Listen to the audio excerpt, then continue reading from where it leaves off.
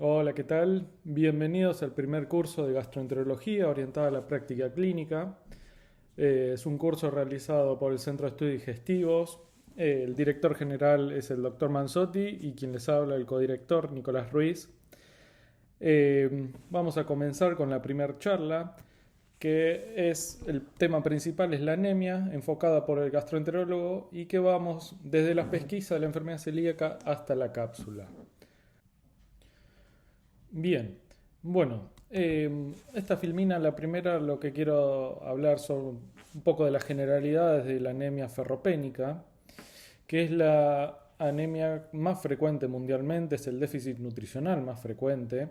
La prevalencia de la anemia por déficit de hierro es alrededor del 2% en los hombres adultos. Eh, Después voy a nombrar, o lo nombro ahora, entre los factores de riesgo son las mujeres negras y las mujeres también americanos, mexicanas, que tienen alrededor del 20% de prevalencia. Y las mujeres blancas, no hispánicas, entre el 9 y el 12%. Estos son todas guías de Estados Unidos, por eso las remarco. Sí, lo cierto es que el 9% de los pacientes mayores de 65 años que tienen una anemia por déficit de hierro, cuando son evaluados endoscópicamente, se les encuentra un cáncer gastrointestinal, ya sea de estómago o el más frecuente de colon. El hierro, donde se absorbe mayormente, es en el yeyuno, pero la realidad es que el hierro que se absorbe eh, compromete la homeostasis de todo el sistema en alrededor del 5 al 10%, o sea que es muy poquito en el porcentaje de lo que nosotros ingerimos y lo que se va a ir hacia lo funcional, digamos. En cuanto a los factores de riesgo, bueno, los factores de riesgo era un poco lo que decía antes. Las mujeres negras tienen una mayor prevalencia. Después también los que son obesos con un índice de masa corporal y los adolescentes. Los veganos también en un 40%. Entre los 19 y los 50 años tienen un déficit de hierro. Dentro de otro, en cuanto al diagnóstico, bueno, el diagnóstico acá yo quise poner un algoritmo, es bastante sencillo, no quiero profundizar mucho, pero lo primero que uno tiene que pedir cuando uno tiene una anemia sin algún tipo específico es la ferritina. Eso nos va a dividir en las probabilidades. Cuando la ferritina está muy baja y hablamos de cortes de menos de 45 picogramos por mililitro, ya ahí ya podemos decir que el paciente tiene una anemia ferropénica. Ahora, si la ferritina está muy alta o mayor de 100, bueno, uno ahí ya puede descartar la anemia ferropénica, o también, ojo con eso, porque la ferritina es un marcador de fase aguda, por lo que puede estar aumentado en, por ejemplo, enfermedades inflamatorias o en la cirrosis. Por eso depende de cada paciente. Cuando uno le queda la duda si el paciente tiene una anemia ferropénica o no, que son los valores entre 46 y 99, bueno, debe pedir el TIBC, que es la capacidad de unirse del hierro, el receptor de transferrina sérico, y la ferremia también. Y con eso uno puede descartar los diagnósticos diferenciales que incluyen la talasemia, las anemias sideroblásticas, algunas anemias crónicas que en las fases más prematuras, uno puede tener una anemia ferropénica sola, pero después por lo general son multifactoriales. En cuanto a la evaluación y el tratamiento, mejor dicho, más que el tratamiento, la evaluación de los pacientes. Lo primero que uno tiene que hacer es un detallada historia clínica, un examen físico, evaluar en los pacientes si son jóvenes o no, si son hombres o no. Eso es muy importante porque después vamos a ver que va a cambiar un poco las opciones que uno tiene dentro del diagnóstico. ¿Por qué digo esto? Porque, por ejemplo, si es un hombre que tiene una anemia a cualquier edad, uno debe realizar los estudios, la endoscopía y la colonoscopía. En estos casos, acá dice que uno debe evaluar si comienza con una colonoscopía. Lo indicado y lo que dicen todas las guías es que una anemia ferropénica en pacientes hombres en cualquier edad o las mujeres posmenopáusicas mayores de 50 se le debe hacer endoscopías bidireccionales. Ahora, en los pacientes que no tienen la edad o no son de la raza o lo que fuere, uno puede hacer una prueba de hierro por un mes y evaluar la respuesta. Y la respuesta es, al mes tiene que aumentar de entre 1 y 2 gramos la hemoglobina. Si no mejoró, reevaluar el diagnóstico, confirmar si es realmente una anemia ferropénica y si no hay respuesta, uno debe hacer las endoscopías. Bien, un poco esto es lo que decía antes, de qué estudios uno debe pedir y qué estudios no. Acá voy pasando y voy mostrando. Como dije antes, en la filmina anterior, uno debe pedir la endoscopía y la colonoscopía, siempre obviamente que tenga la indicación para hacerlas. ¿A qué voy? Si uno tiene una anemia ferropénica en un paciente joven, hombre, él no debe realizar una endoscopía, salvo que tenga alguna sospecha que pueda decir, bueno, vamos a hacer una endoscopía sola. Pero lo que debe solicitar un paciente con una anemia ferropénica mayor de 50 años, un paciente joven hombre o una paciente mujer postmenopáusica, uno debe realizar los estudios bidireccionales, que es la VEDA y la BCC. En cuanto lo que yo quiero de esta charla es que ustedes como médicos, generalistas clínicos o la especialidad que tengan, es qué esperar cuando uno manda un paciente con una anemia ferropénica al gastroenterólogo. ¿Qué es lo que nosotros deberíamos mostrarles a ustedes eh, para ver la evaluación y el tratamiento de esos pacientes? Una de las guías, que es la Asociación Americana de Gastroenterología, hizo una serie de sugerencias. Y la primera es que los pacientes con una anemia ferropénica sin una causa clara, luego de la realización de los estudios endoscópicos y son negativos, se recomienda realizar el test no invasivo para Helicobacter pylori y tratarlo. Esto es una recomendación condicional con un nivel de evidencia de baja calidad. Pero ¿por qué sí y por qué no? La realidad es que, bueno, un poco los test no invasivos, y uno ahí va, esto es, repito, guías americanas, no son las guías de acá, y ellos es más costo efectivo hacer un test no invasivo que tomarle biopsias en la endoscopía, cosa que en Argentina se invierte esto. ¿Pero por qué? La realidad es que el Helicobacter pylori puede causar úlceras pépticas, es un carcinógeno clase 1, denominado por la Organización Mundial de la Salud debido a su asociación con el adenocarcinoma gástrico. El Helicobacter pylori lo que puede estar asociado a una gastritis atrófica y una hipocloridria, y que eso puede llegar a disminuir la absorción de hierro. Hay 3 trials controlados, randomizados, que lo que compararon es en los pacientes que eran tratados con Helicobacter pylori y otro grupo que solamente eran tratados con hierro. Perdón, los que eran tratados con Helicobacter pylori también eran tratados con hierro y el otro grupo solamente hierro. Y lo que se vio es que hubo una mejoría de los niveles de hemoglobina alrededor de un 1,3 a 3 gramos por decilitro que se evaluaban a los 6 meses. La realidad es que estos trabajos tienen varias cosas que cuestionar.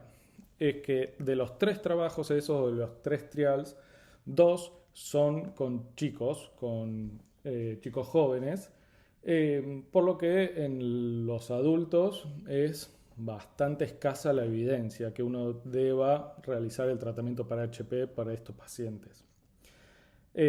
Además, también estos trials no eran ciegos, sino que eran retrospectivos.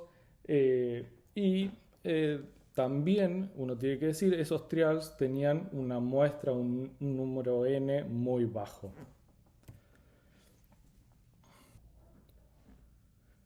Bien, otra de las recomendaciones es que en los pacientes con anemia ferropénica No se recomiendan las biopsias de rutina para la detección de gastritis atrófica. Esto es una recomendación condicional y es de muy baja calidad.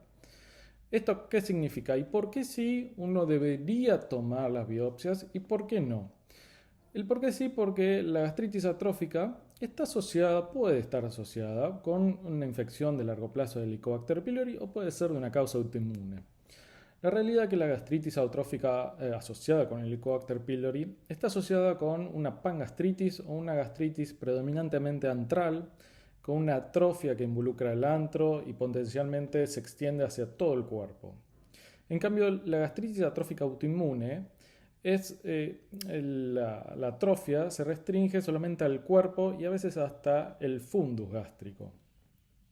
Estas gastritis atróficas y la gastritis atrófica autoinmune llevan una hipocloridria y una cloridria debido a la destrucción de las células parietales, que eso lleva a una interferencia en la absorción del hierro y consecuentemente con la anemia ferropénica.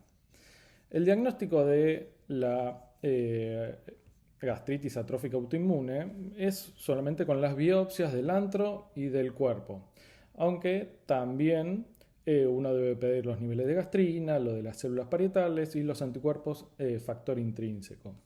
Algunos han sugerido que a los pacientes que tienen una anemia ferropénica se le debe hacer el panel serológico de estos factores o los anticuerpos previo a hacer una endoscopía por si es necesario tomar biopsias. Esto todavía no hay una recomendación, no hay tampoco estudios que avalen esa visión. La realidad es que los estudios que están disponibles no diferencian la gastritis atrófica relacionada con el Helicobacter pylori y la gastritis atrófica autoinmune. Por lo que no hay una gran evidencia que uno diga que puede modificar el manejo clínico de los pacientes estos que tienen una anemia ferropénica, ni tampoco hay a largo plazo resultados prometedores tampoco.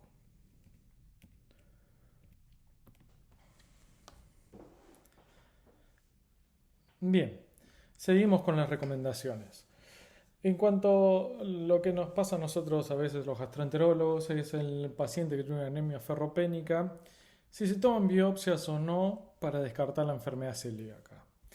Bueno, acá la Asociación Americana de Gastro lo que dice es que los pacientes asintomáticos con anemia ferropénica y con probable diagnóstico de enfermedad celíaca se debe realizar una serología y tomar biopsia solo si la serología es positiva. Esto es una recomendación condicional, como casi todas las recomendaciones, y con una evidencia de baja calidad. Y en estos casos, como todas las recomendaciones, ¿por qué sí y por qué no?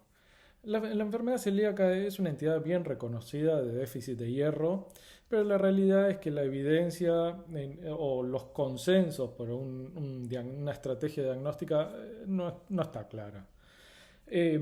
Sí, uno le debe tomar biopsias a los pacientes que tienen un aumento en el riesgo de padecer enfermedades autoinmunes, como los pacientes que tienen antecedentes de enfermedades de hipotiroidismo, de diabetes tipo 1, de los pacientes que tienen una historia familiar de enfermedad celíaca, los que tienen lupus, bueno, todas las patologías autoinmunes.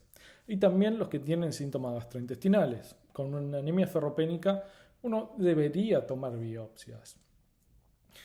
Ahora, si la serología es negativa y el paciente tiene síntomas, ¿uno le debería tomar biopsias?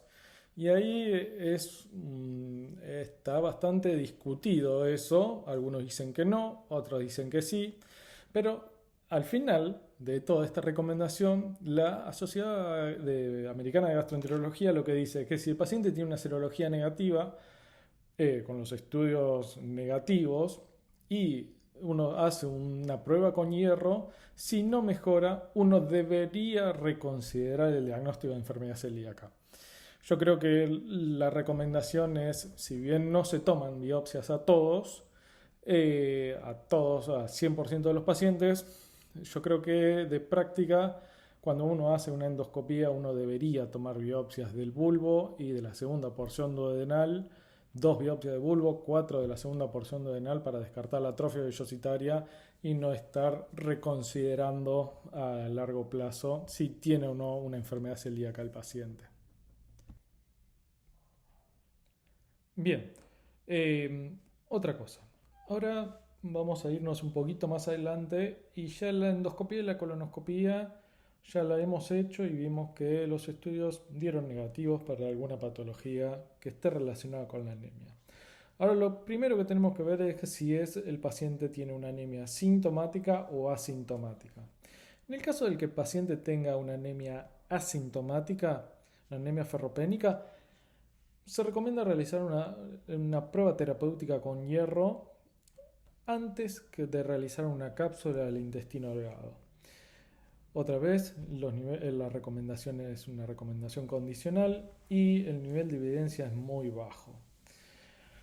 La realidad es que los pacientes con una anemia ferropénica asintomáticos y estudios negativos, uno hace los estudios y como nosotros sabemos, uno debe hacerlos para cambiar el manejo. Ahora, si un paciente tiene un hematocrito estable de 32, 33 por decirte, que no le produce transfusiones, no le produce ningún síntoma, no requiere hierro endovenoso, no requiere... Uno le debería hacer una cápsula, hay eh, un cierto nivel de duda en estos casos. Pero ahora, si realmente el paciente tiene un alto riesgo, por ejemplo, los más frecuentes son los pacientes añosos que reciben anticoagulantes, que reciben de medicación antiagregantes. Bueno, ahí sí esos pacientes van a tener y van a ser importante realizar una cápsula porque va a cambiar el manejo del pronóstico de lo que uno tenga que hacer o no. ¿A qué voy? Si uno le va a hacer una enteroscopía o no. Por ejemplo, a un paciente que lleva un hematocrito estable, que es un paciente relativamente joven, que no tiene un alto riesgo de tener una patología en el intestino delgado, y hacerle una cápsula probablemente va a tener más riesgo cuando haya que hacerle una enteroscopía que realmente lo que la anemia le puede producir. Entonces ahí en esos pacientes uno dice, bueno, a veces quizás manejarlo con el hierro vía oral y evaluar al paciente es un approach un poco más certero, pero no así en los otros pacientes. En los otros pacientes uno le debe hacer las anemias sintomáticas, le debe hacer una cápsula y evaluar el intestino delgado porque es importante esos dos.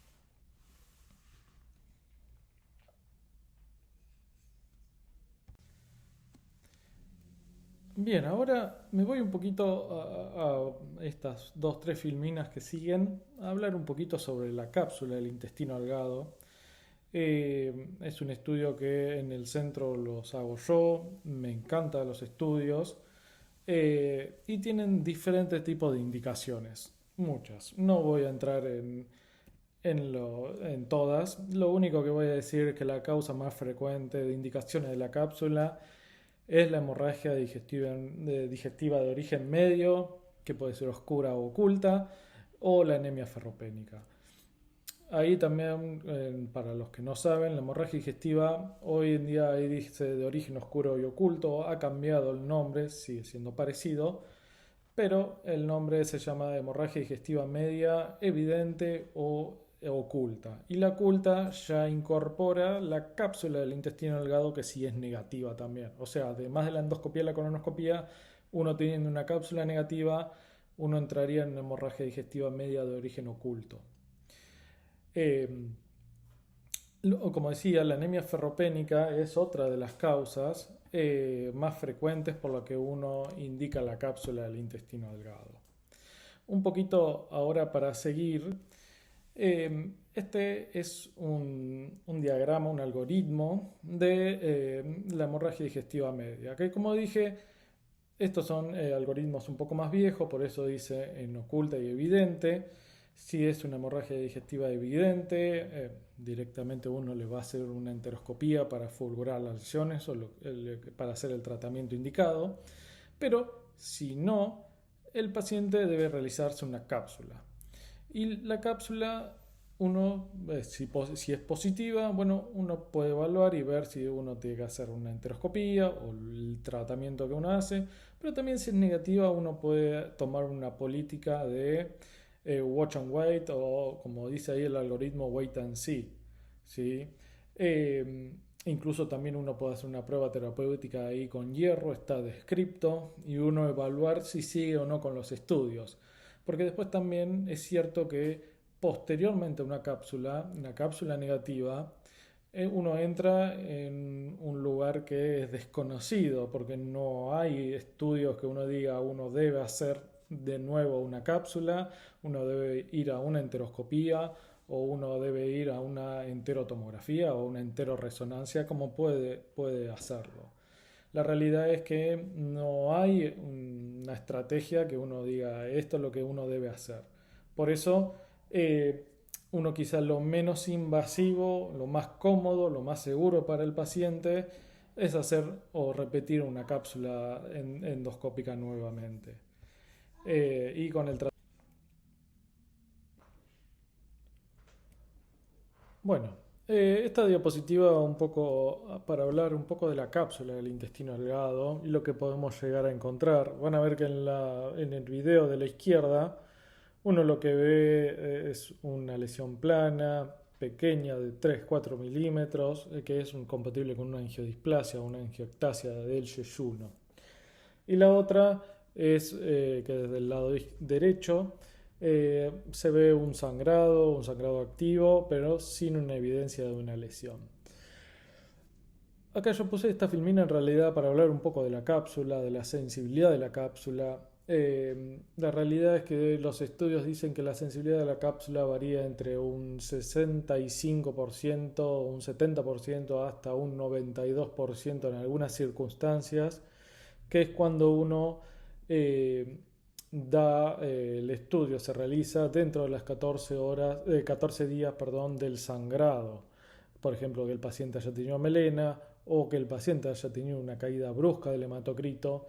Lo ideal es hacer una cápsula dentro de esos 14 días. ¿Por qué? Porque la sensibilidad puede aumentar hasta un 92% de la cápsula. Yo creo que las cápsulas, la sensibilidad es una sensibilidad hoy en día es mentirosa, diría, debido a que los estudios que dicen la sensibilidad son estudios de años que se evaluaron al principio, se evaluaron hasta el 2010, que era cuando no muchas personas sabían leer una cápsula. Eh, entonces mejoró también la accesibilidad a cursos. Hoy en día, después de la pandemia, hay muchos cursos que están avalados por sociedades europeas, que te permiten leer una cápsula y eh, tener un molde, algo en que basarse, que no todos, y no por ser gastroenterólogo, uno podría hacer un informe de una cápsula.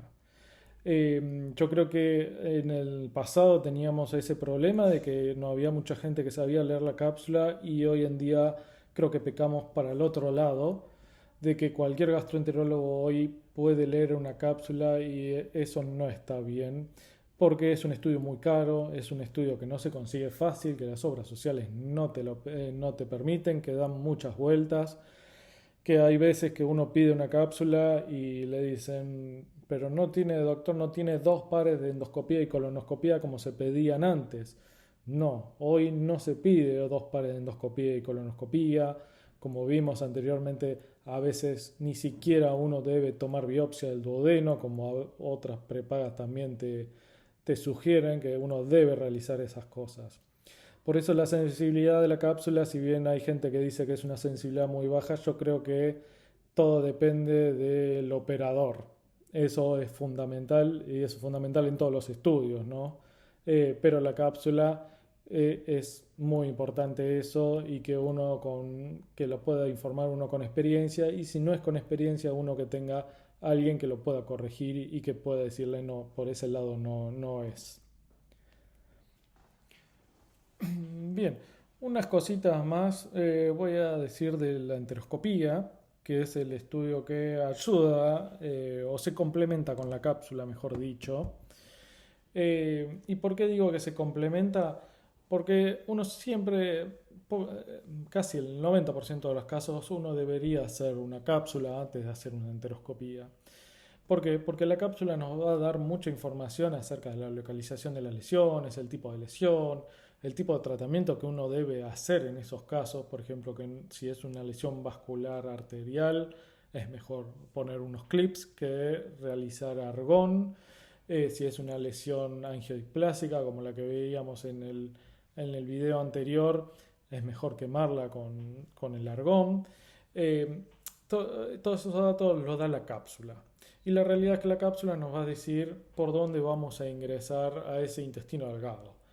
Tenemos diferentes enteroscopías. Hoy en día acá en Argentina, voy a resumirlas y son tres. Está la enteroscopía por push, que, bueno, como dice la palabra, por push es por empuje. Lo que se usa es un colono pediátrico. Pero la limitante es la profundidad con lo que uno ingresa a ese intestino. Por lo general, la push enteroscopy uno llega aproximadamente al ángulo de Treitz, el yeyuno proximal muy cercano. Por lo general no puede acceder mucho más adentro, como si podría uno con la enteroscopía asistida con balón. Que tenemos dos. Hoy en día la enteroscopía asistida con doble balón, que es la de Fujinon, y la enteroscopía de simple balón, que es la de Olympus. Después hay otras que son las guiadas por balón o la espiral, que también es de Olympus, que es nueva, que todavía es prometedora, pero no está. Acá en Argentina poco. Tiene sus pros y sus contras algunas técnicas, sí. Yo lo que voy a hablar dos cositas de la doble balón es que tiene es mejor para ingresar en el intestino delgado. Uno puede tener unas altas tasas de enteroscopía completa. Ojo con eso, porque la enteroscopía completa por lo general no se pide, salvo en determinadas ocasiones. Entonces hacer una enteroscopía completa, primero es difícil, muy difícil, y las tasas de llegada de una enteroscopía completa son extremadamente bajas, y menos del 10% en manos muy experimentadas, en manos de los japoneses, de los asiáticos. O sea que lo positivo de la doble balón sí tiene altas tasas, pero lo cierto es que no muchas veces uno necesita una enteroscopía completa.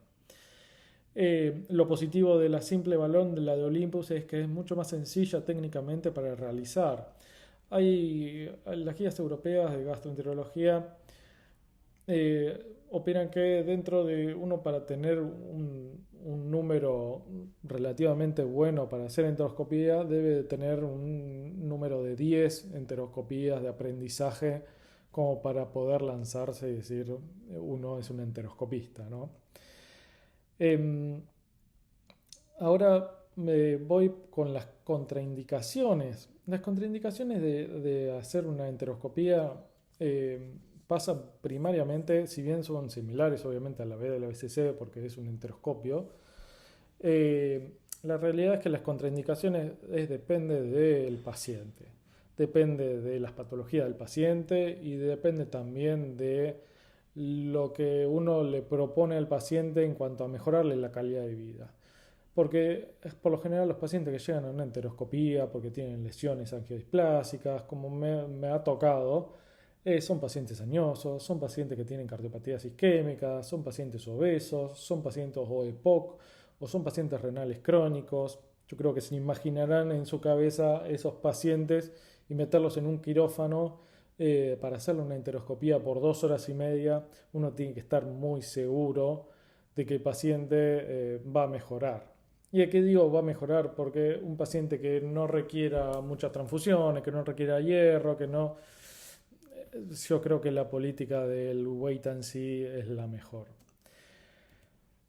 Hay después las complicaciones relacionadas a los procedimientos. Sí, la perforación, la hemorragia, son todas complicaciones que pueden pasar en la enteroscopía, por ejemplo, y están relacionadas sobre todo a la resección de pólipos grandes, a la fulguración de lesiones múltiples, que uno puede llegar a perforar ese intestino delgado, las enfermedades inflamatorias cuando hay estenosis y uno tiene que dilatar, o a veces incluso en las angulaciones fijas, cuando el paciente tiene muchas cirugías, como saben, se forman bridas, Después eso, el pasaje del enteroscopio, el pasaje del sobretubo, puede lastimar ese intestino delgado y producir complicaciones que no son muy lindas y gratas para nosotros.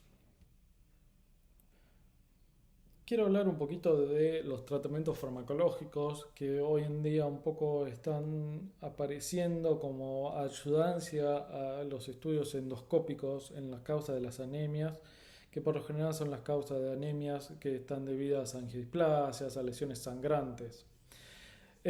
Uno tenía desde el comienzo, de cuando estudió, que esas lesiones sangrantes uno las debería quemar con endoscopía, ya sea si la localización uno la puede entrar en el estómago, en el duodeno, o por una colonoscopía si está en el ciego, o en localización en el ilion distal, o incluso en enteroscopías para fulgurar eso.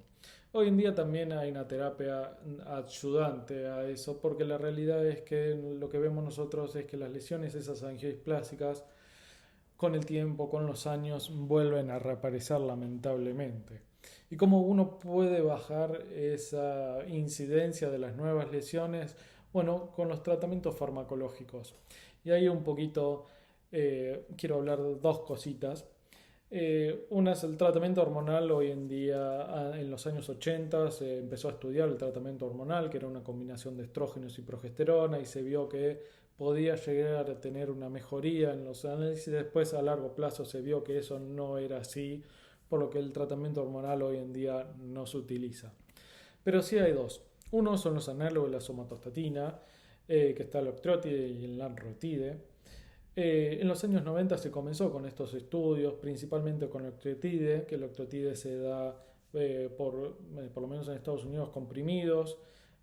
Hay varios estudios que demostraban una mejoría significativa de esos pacientes cuando estaban tratados con 300 picogramos día del octreotide versus un placebo, como también otros estudios que comparaban el octreotide vía oral versus el hierro vía oral también.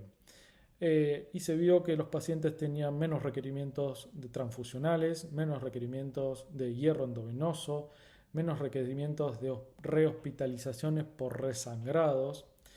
Eh, entonces, uno como terapia ayudante uno puede llegar a proponer estos análogos a la somatostatina. En el año 2000 apareció uno que es el lanreotide, que el lanreotide es un análogo de la somatostatina que se puede dar subcutáneo o intramuscular, y tiene efectos en los estudios parecidos al octreotide.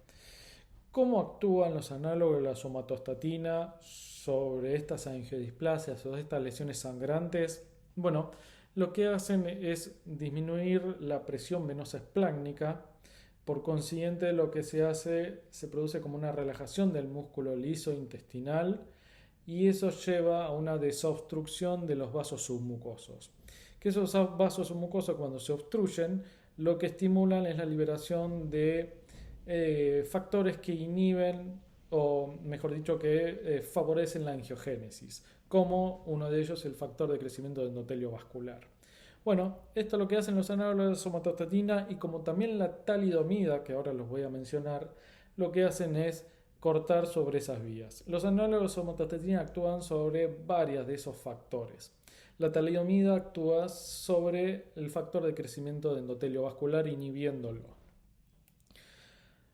Hay cosas buenas y cosas malas, como todo. Las cosas malas de los análogos de somatostatina y la talidomida son los efectos adversos.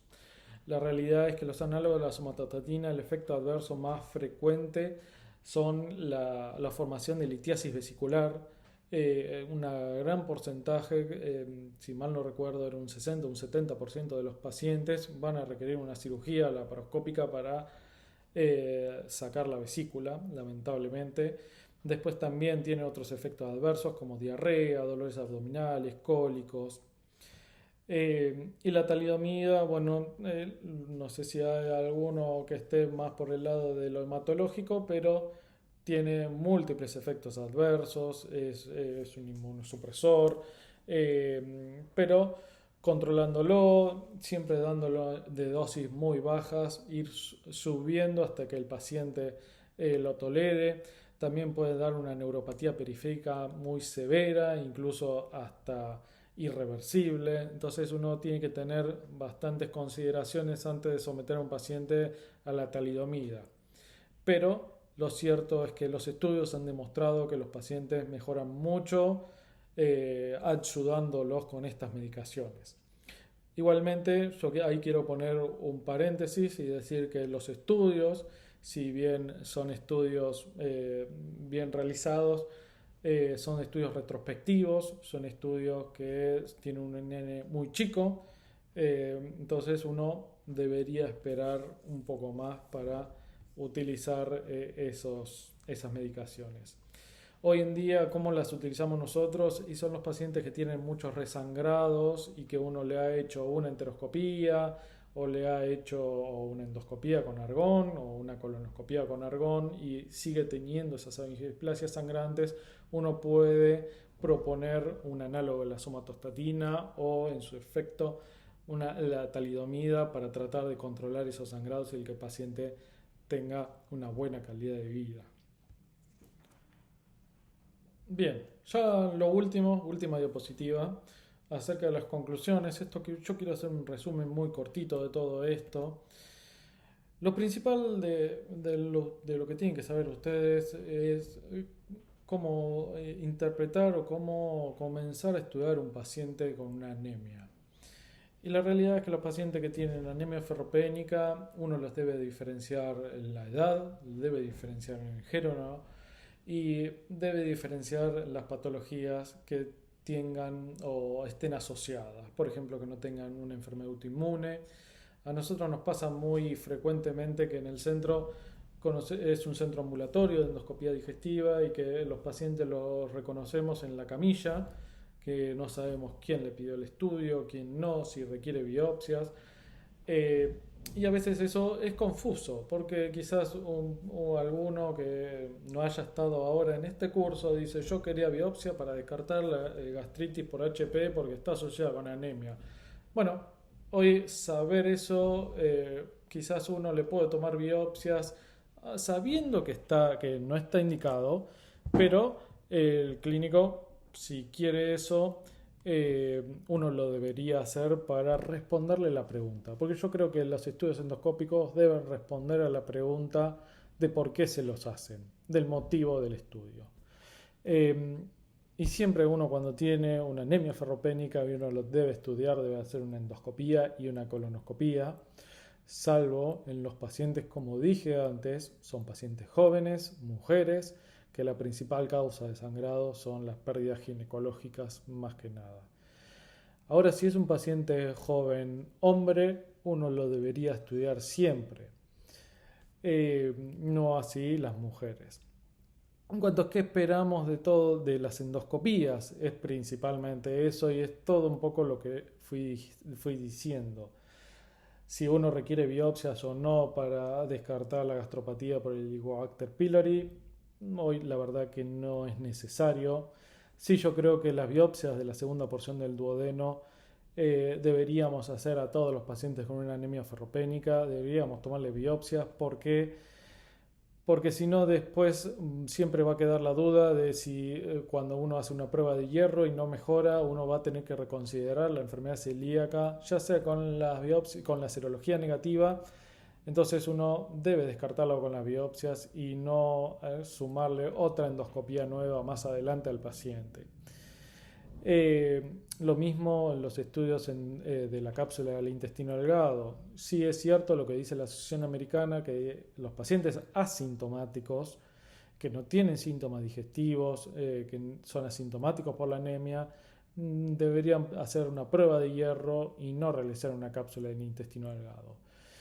Pero ahí hay un paréntesis también, y es en los pacientes jóvenes. Y por ejemplo, me ha tocado que los pacientes jóvenes adultos, hombres, tienen anemia ferropénica y uno las estudia, no encuentra nada. Y si tienen síntomas o no digestivos, uno debería estudiarle el intestino delgado, porque la principal causa de anemia en los pacientes jóvenes es la enfermedad inflamatoria intestinal. Otra cosa es la enteroscopía, como dije, para realizar la fulguración de las lesiones, para tomar biopsias y el tratamiento farmacológico que yo creo que de a poco se va incorporando. Y hoy es de a poco porque tiene bastantes efectos adversos. Son caras las medicaciones, eso es una contra que no la dije, la realidad es que es muy cara el octrótide, es muy caro. No así la talidomida, el problema de la talidomida es la tolerancia que tienen esa medicación, los pacientes a esa medicación y los efectos adversos severos. Esta es la bibliografía, no se preocupen, nosotros le vamos a mandar los links con los artículos para que ustedes los puedan leer y puedan responder las preguntas en el examen. También decirle muchas gracias por las dudas, ahí tienen mi mail, cualquier pregunta o cualquier duda que tengan de algún paciente me la pueden realizar sin ningún problema y nos veremos en el webinar con las preguntas. Muchas gracias y saludos.